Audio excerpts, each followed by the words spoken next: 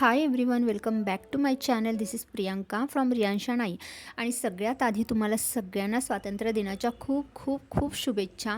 आणि या शुभेच्छांसोबतच काही आठवणीही आहेत. आम्ही जेव्हा लहान होतो ना, तेव्हा आमच्या स्कूलमध्ये म्हणजे सकाळी जी जाण्याची घाई वगैरे असायची, पप्पा आमचे सगळ्यांचे युनिफॉर्म मस्त इस्त्री वगैरे करायचे. मग आम्ही स्कूलमध्ये जायचो झेंडा घेऊन. आणि त्याच्यानंतर मग आहे ना, आमच्या स्कूलची प्रभात फेरी निघायची रोडवरून. म्हणजे पहिल्यांदा आमच्या हायस्कूलची, त्याच्यानंतर मग जी प्राथमिक शाळा होती त्याची, असं दोन्ही मर्ज व्हायची मुलं. आणि त्याच्यानंतर मग आमची प्रभात फेरी चालू व्हायची. आता हे सगळं म्हणजे रेअरली बघायला मिळतं किंवा बघायला मिळतच नाही. खूप अशा रेअर स्कूल्स आहेत ज्याच्यामध्ये हे सगळं केलं जातं. आता सध्या तरी हे सगळं बंद आहे. पण म्हणजे लहानपणीच्या ह्या सगळ्या आठवणी बघितल्यानं आठवतात कधी कधी आणि खूप भारी वाटतं. चला तर मग आता हे सगळं बोलून झाल्यानंतर आहे ना, इकडे कामं करायला घेतली. सगळ्यात आधी तर जी नाश्त्याची भांडी घासायला घेतली. आणि भांडी घासताना मी नेहमी आहे ना, बेसिनच्या बाजूला एक छोटा डस्टबिन ठेवते. म्हणजे जेणेकरून आहे ना, जे काही खरकटं वगैरे असतं ना, तर त्या डस्टबिनमध्ये एक कॅरी बॅग ठेवते, त्याच्यामध्ये जातं, जेणेकरून काही मेसी वगैरे काही होत नाही. आणि भांडी घासण्यासाठी नेहमी मी जे काही लिक्विड यूज करते ना, ते म्हणजे विम लिक्विडच यूज करत असते. तर इकडे छान अशी भांडी घासायला घेतली. ही जी तुम्हाला भांडी दिसत आहेत ना, ती फक्त सकाळची नाश्त्याची भांडी आहेत.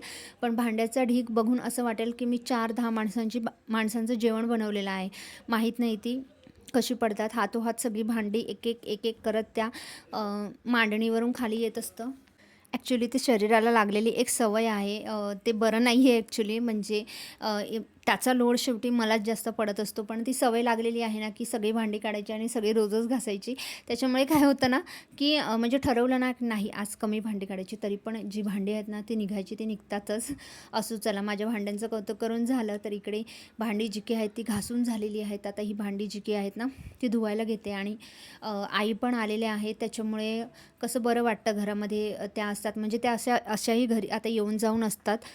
म्हणजे रियांशला सांभाळण्यासाठी आम्ही त्यांना घेऊन आलेलो आहोत. तर त्या येऊन जाऊन असतात. कधी कधी मध्ये जातात गावी, मग मध्येच असतात. असं असतं त्यांचं रुटीन.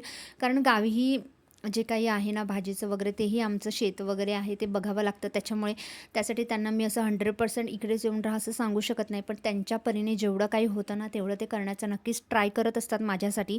आणि आता त्या बऱ्याच दिवसांनंतर आल्या. म्हणजे एक वीक जवळजवळ त्या नव्हत्या इकडे. त्याच्यानंतर बऱ्याच व्हिडिओमध्ये तुम्ही म्हणाल की मी दाखवलेलं नाही आहे. तर काही जण कॅमेऱ्यासाठी कम्फर्टेबल नसतात, तर त्याही तशाच आहेत. थोडंफार मी मध्ये मध्ये त्यांना दाखवत असते. असो, आता त्या आलेल्या आहेत. तर इकडे सगळी भांडी जी काही आहेत ना माझी, ती सगळी घासून झालेली आहेत.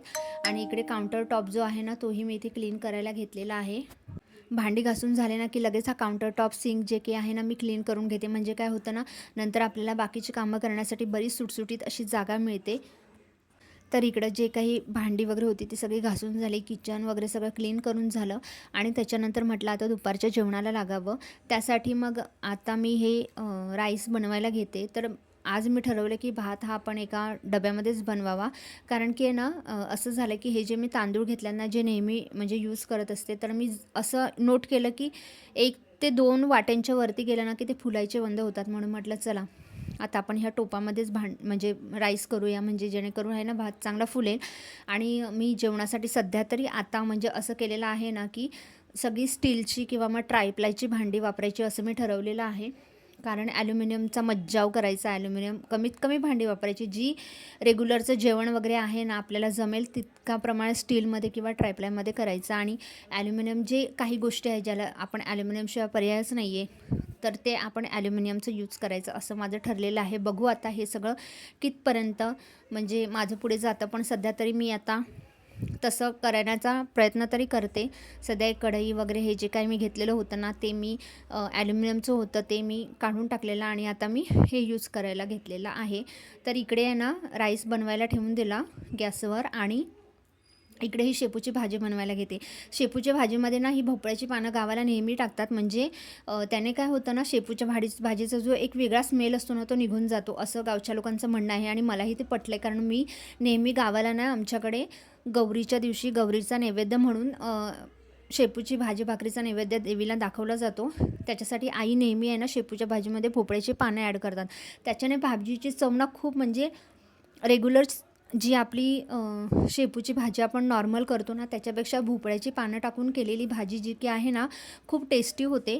त्याच्यामुळे मग आम्ही तसंच करतो. तर आई गावाहून जेव्हा भाजी घेऊन आल्या ना, तर त्याच्यासोबतच आई भोपळ्याची पानंही घेऊन आल्या आणि शेपूची भाजी, भोपळ्याची पानं हे सगळं आमचं घरचं आहे.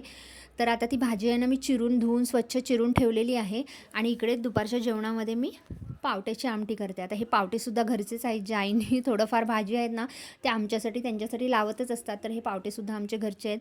तर इकडे मी पावट्याची आमटी बनवायला घेतलेली आहे. त्यासाठी आधी आहे ना, विदाऊट ऑइल पॅनमध्ये पावटे आहेत ना व्यवस्थित भाजून घ्यायचे, जेणेकरून आहे ना ते चांगले तडतडले, त्याला एक छोटासा असा चटका वगैरे बसला ना तर ते लवकर शिजतातही आणि त्याची टेस्टही खूप छान होते. त्यानंतर मग त्याच्यामध्ये 2 चमचे तेल ॲड केलं, मिक्स केलं आणि त्याच्यानंतर त्याच्यामध्ये लाल तिखट ॲड केलं, जो आमचा कांदा लसूण मसाला आहे तो, आणि नंतर जेवढं मला आवश्यक आहे तेवढं पाणी ॲड करून चवीपुरतं मीठ घातलं आणि ते छान असं शिजवण्यासाठी ठेवलेलं आहे. आणि साईड बाय आमटी शिजते तोपर्यंत इकडे भाजीची तयारी करायला घेतली. त्यासाठी सगळ्यात आधी ना पॅनमध्ये थोडेसे शेंगदाणे आहेत ना ते भाजून घ्यायला घेतले, कारण कूटही संपलं होतं आणि ह्या भाजीसाठी जे शेंगदाण्याचं कूट लागतं ना ते असं पूर्णपणे असं म्हणजे पिठासारखं नाही लागत मला. थोडंसं दरदरीत असलं ना की भाजीला थोडी जास्त टेस्ट येते.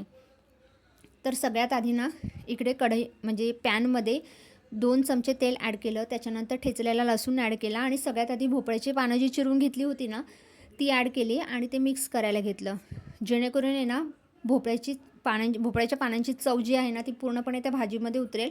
म्हणून सगळ्यात आधी भोपळ्याची पाने ॲड केली आणि त्याच्यानंतर कट केलेला शेपू मी ह्याच्यामध्ये ॲड करते आणि त्याच्यानंतर ही सगळी भाजी मी व्यवस्थित मिक्स करून घेते.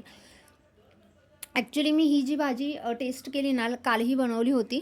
तर टेस्ट जी भाजीची केली ना आपण जी घरी म्हणजे इकडे आपण दुकानातून घेतो ती आणि आईने गावाहून घरची आणलेली भाजी याच्यात भरपूर फरक आहे. तर भाजी आता माझी इथे रेडी होत आहे. भाजी चांगली शिजलेली आहे.